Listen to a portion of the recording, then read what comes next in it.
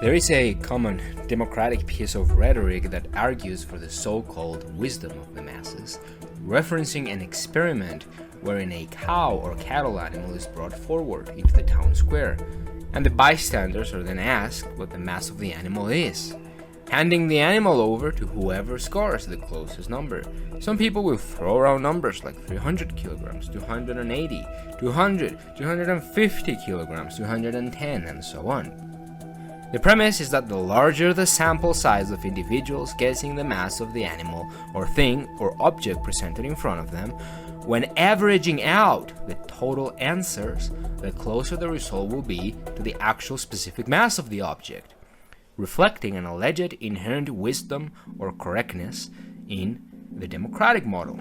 The problem is, of course, leftist ideologies have perpetrated the illusion that politics can be reduced to simple, measurable, objective, scientific rationale, akin to an engineering or physics problem to be solved in order to usher in utopia, like the guessing of numerical values, for example, when politics is really a reflection and a result of different interests. If the cow, for example, being above 300 pounds somehow resulted in half of the town losing power and the other half gaining power, then you would very rapidly witness that the people will be polarized by the pressure to get a result they want into overinflating or underestimating the actual mass of the animal, yielding two very different results. Furthermore, morality is also not up to popular opinion.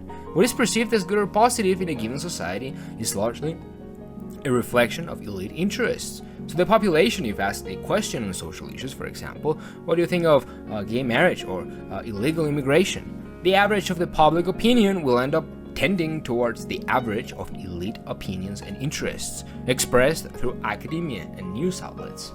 More on this later. Democracy is also anti-specialization. When engaging with political discussions online or with family and friends, I very rapidly realize whether they understand politics or not, by throwing out irrational or outright mythological arguments, unconstrained by the reality of the world or human nature. There is a very interesting book that I've covered before by Thomas Sowell called A Conflict of Visions, where he lays out a fundamental political divide that is in some cases deeper than the so-called left and right divide. He calls it the constrained versus the unconstrained vision of the world. And I'm convinced actually that the underlying reasons why someone might have a constrained view of the world isn't just malicious intent, but ignorance. The best example being human nature. Someone who understands how the brain works, how the brain evolved, how our body and sexuality evolved, or just how any of these things work at all, will not end up denying human nature, nor believe in a blank slate founded and informed ideology. So ignorant people motivated by wishful utopian desires will simply get it wrong. I don't expect myself to have correct opinions on anything related to auto mechanics, because I'm not a mechanic myself.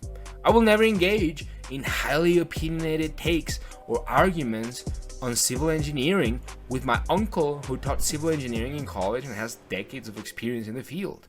Yet he always somehow attempts to confidently school me on these hot blue dog Democrat values and takes, when he himself knows practically nothing about political, philosophical, or economic theory.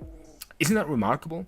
I also don't expect almost anybody who doesn't understand the intricacies of economics, political theory, human nature, spirituality, and so on to get anything right regarding the direction of civilization, which is the case for the vast majority of the population, therefore rendering democracy an inherently incorrect and inefficient decision-making mechanism. Then people are literally stupid. The average IQ in Western countries ranges from 95 to 102, meaning most people are just not intelligent. I rest my case. There's nothing wrong personally with you if you have low IQ yourself. But why do low IQ people vote and engage in climbing up the ranks of politics? Why do emotional people whose rationale is always clouded by fleeting emotions participate in politics at all? Women, beta males. Look at the decisions women make in their lives, intelligent or not. Look at the decisions below average IQ men make in their lives. They're not very good decisions, are they? You know, what your career will be, who you will marry. You know, in traditional societies, these choices were pre-made for most people, because that's just really how the world and society can work. You know, let me give you an example. Your father and your family at large have a much better idea of who women should marry. And if your father and grandfather were, for example, the village smiths since generations, then your career was already decided for you, because statistically, being a smith is the best possible thing you could ever hope to be. We shouldn't really expect most of the population to steer their life in a proper direction, but we still somehow let them do it to themselves and to everybody else through popular democracy. The other big reason democracy, particularly the representative party system that we have, is a problem is biological Leninism. You know, this is a whole tangent. You can watch my video, Why Democracy Always Moves to the Left, to have a detailed view of one of the main problems and in democracy and the phenomenon I'm discussing right now. Well, in a nutshell, democracy has a built-in incentive to create political parties, to better organize votes, legislation, pieces, and agendas. Then those parties themselves have the incentive to hire the worst types of people to acquire party loyalty. And the worst people, in turn, will generally have the worst ideas, creating a negative feedback loop of staffing government with human trash, basically. This is what, you know, this is what wokeism is. You know, you stuff the government with shitty people, they produce shitty ideas, and they in turn need shittier people to be loyal to them, creating this civilizational downward spiral of death. And if only men with an IQ above 100 voted again, or participated in politics, you know, we could be having a slightly different discussion. Or, you know, military men as well, for that matter. You know, you get loyalty plus better values. This is why traditional civilizations had military men as a political class. You know, think about it. Royalty and nobility are both military or warrior-like classes. This is why the traditional caste system is important, you know, which liberalism destroyed. Go watch my video on the traditional caste system explained. For more information, this is tremendously important.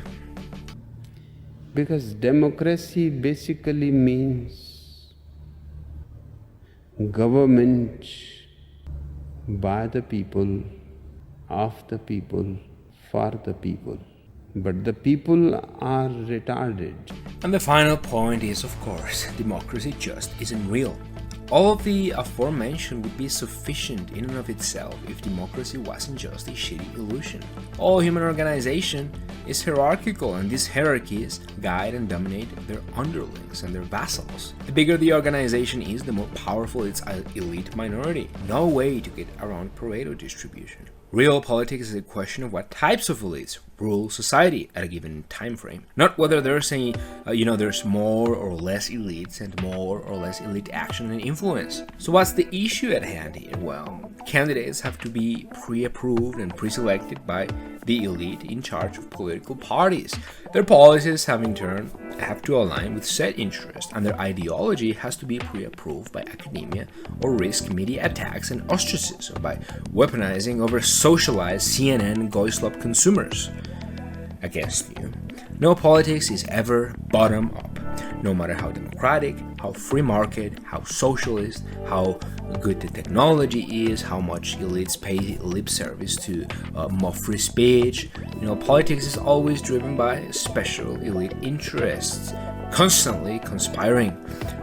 And all politics is therefore conspiratorial. All candidates are quote-unquote controlled opposition to varying degrees. You know, I just hate this term so much. Controlled opposition is such a non-term, non-thing to say for real. I mean, Jesus. You know, and the real evil part about it is the gaslighting. You get half of the population an unplugged Xbox controller against the other half also with an unplugged controller, and then you fucking throw them against each other in this imaginary predefined video game. That's essentially a 0.05% of the population against the other 0.0 nothing percent. And when one invariably loses, or even worse, they both lose.